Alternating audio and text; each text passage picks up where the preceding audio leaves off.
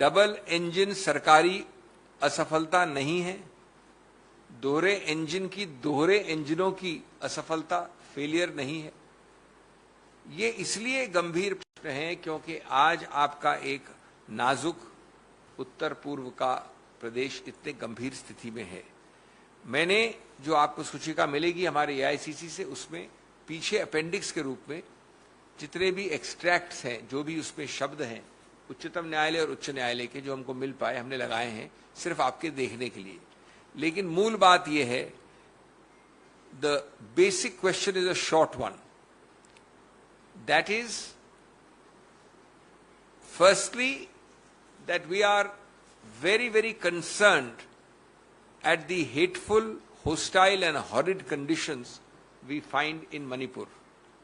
We are deeply concerned about the tragedy, and I want to expose before you another facet which proves without doubt the gross callousness, the gross negligence, the utter casualness of the state government and the inactivity and somnolence of the central government, which has led to this very, very serious and sensitive condition in Manipur. Manipur, a border state, a sensitive state, a northeastern state, is up in flames. It reflects the state government's and the central government's double-engine lawlessness, double-engine statelessness, double-engine shamelessness. It shows that Chief Minister Biren Singh and the Prime Minister-led BJP government is badly devoid of qualities of statecraft, stateliness and statesmanship.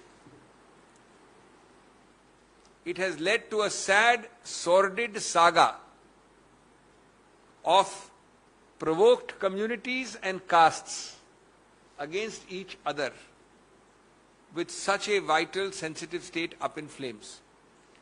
How did it happen? One major contributory factor, friends, little noticed, has emerged from yesterday's hearing in the Supreme Court. The Supreme Court put a very candid question, a straight question. It's reported widely by all of you.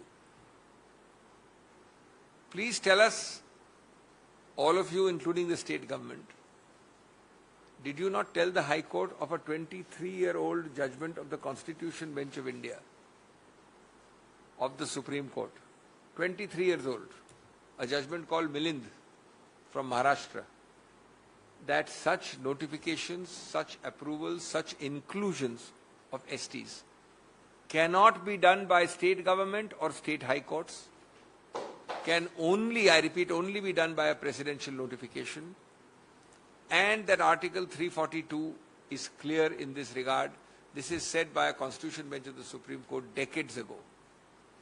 It is repeated in a different bench in 2017, to which the present Chief Justice, Honorable Chief Justice Chandrachud, was a party. The point is not that. The point arises from the very several obvious questions which I am now putting before you. They are questions of the nation, they are questions of the Congress party, they are questions of the Aam Aadmi, they are above all questions of the burning citizens of Manipur. Question number one, why was this not the preliminary objection of the state government in the course of the hearing in Manipur High Court? The first sentence from their mouth ought to have been that this proceeding should not go on because we, the state government, have no such power, no such jurisdiction. It is settled in 2.5 decades ago judgments. Number two, if this was not so, does it not reflect the utter callousness, casualness, possibly the complicity of the state government? Number three, who will be accountable for that? Who will be accountable for this gross negligence resulting in the loss of precious lives and this great alarming situation in Manipur? Fourth, Another facet of this so-called self-appointed double-engine Sarkar, the central government has brought several ST-related bills to the last two sessions of Parliament at the central level, be it the budget and more importantly the winter session last year. Why was no attention paid to the Manipur ST issue? If so many other bills on ST are coming, surely this should have been addressed. Who is responsible for this action? Point number 6, clearly responsible for this inaction, not action, leading to gross consequences, dangerous consequences, sad consequences, is the failure of a double-engine Sarkar. It's a double-engine Sarkari failure. And lastly, why was none of the rich and diverse jurisprudence?